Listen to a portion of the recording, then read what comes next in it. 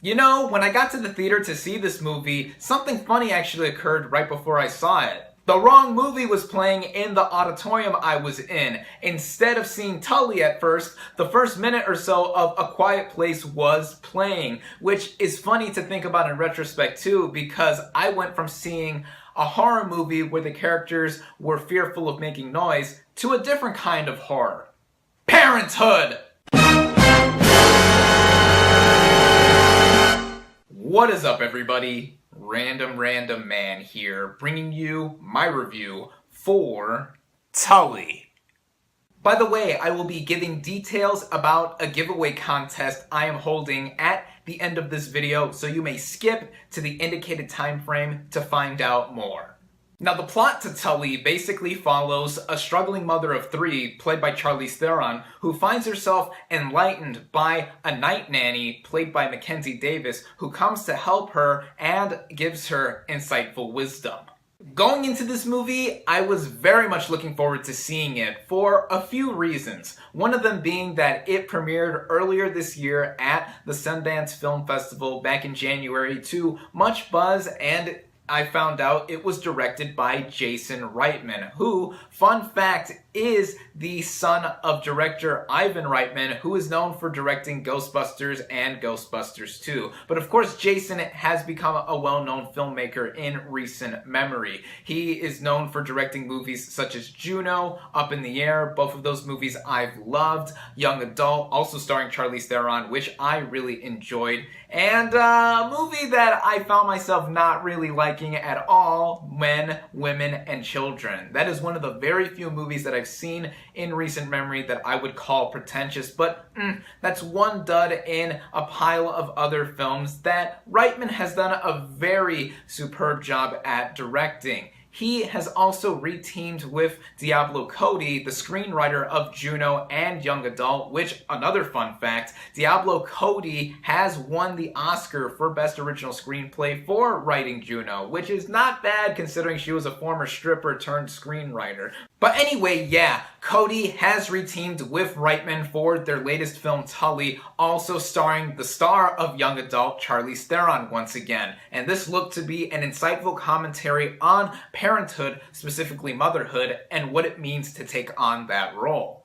Starting out with the cast and their performances, we have Charlize Theron as Marlo, the central mother of this film. Apparently she had to gain 50 pounds to play the struggling mother of three. Two of them are already out and about, and one of them was in her oven as she was expecting to have another one in character.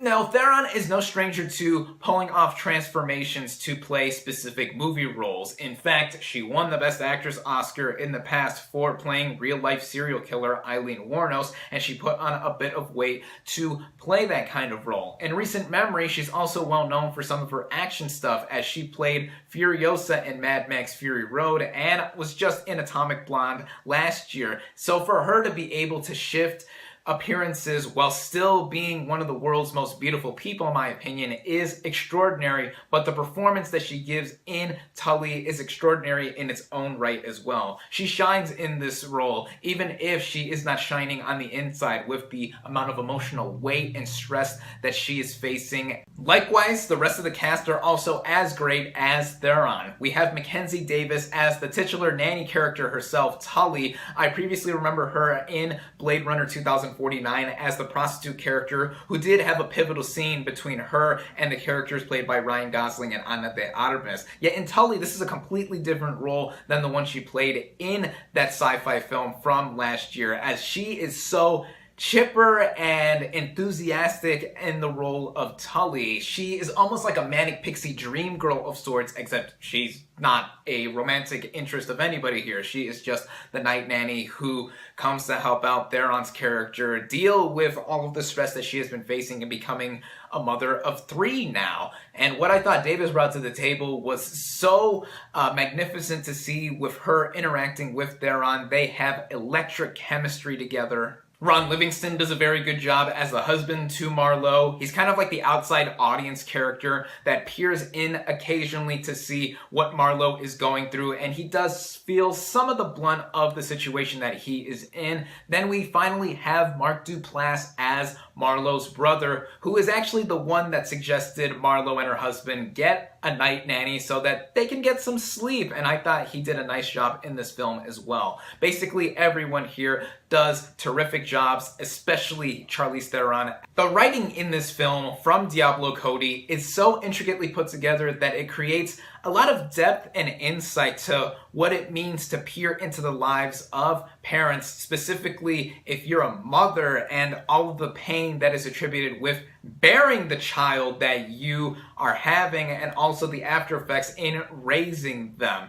I would compare this script to the other scripts that Diablo Cody has written for Jason Reitman's past films, such as the ones for Juno and Young Adult. With Juno, that is about a teen who, in a way, almost grows up too fast as she becomes pregnant. And in Young Adult, with Theron's character in that movie, she plays a woman in her late 30s who tries to rekindle with her past and doesn't know when and how to move on, as she wants to recapture and still have what she had in high school. So Cody's scripts, I feel, are relatable to an extent to whoever is watching them, as we see just a slice of life occurring for the characters that are involved. I mean, my mom has complained a bunch of times in the past how much of a struggle it was to raise me and my younger brother, so I feel her and other mothers out there can relate to this movie. In Tully specifically also, Marlo is dealing with a bunch on her plate. Again, she is pregnant as the movie begins with her third child.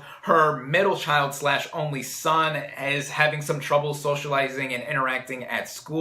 He is described as quirky, yet it's never outright said that he is on the spectrum or anything like that, even though it is a bit obvious to see that he is. And with character interactions like these, director Jason Reitman handles it all with precise focus in how this movie is essentially just a bunch of people talking and conversing with one another when it comes down to it. Yet again, Reitman is able to handle it all with a kind of manner that makes it very personable and relatable to whoever is viewing it. For a movie that obviously wasn't made on a very big budget, the technical merits of this movie get the job done just fine, with the movie being traditionally shot but it looking nice in certain areas. The music of this movie I did like in how it accompanied some scenes to fit some of the emotional value that this movie does have. Pacing wise, this movie runs at about an hour and a half, 90 minutes or so, and it's a pretty quick watch. There's really not much for me to complain about with this movie, except for one notable thing, which I'll get to in a moment, but I felt maybe Ron Livingston's character as Marlo's husband could have had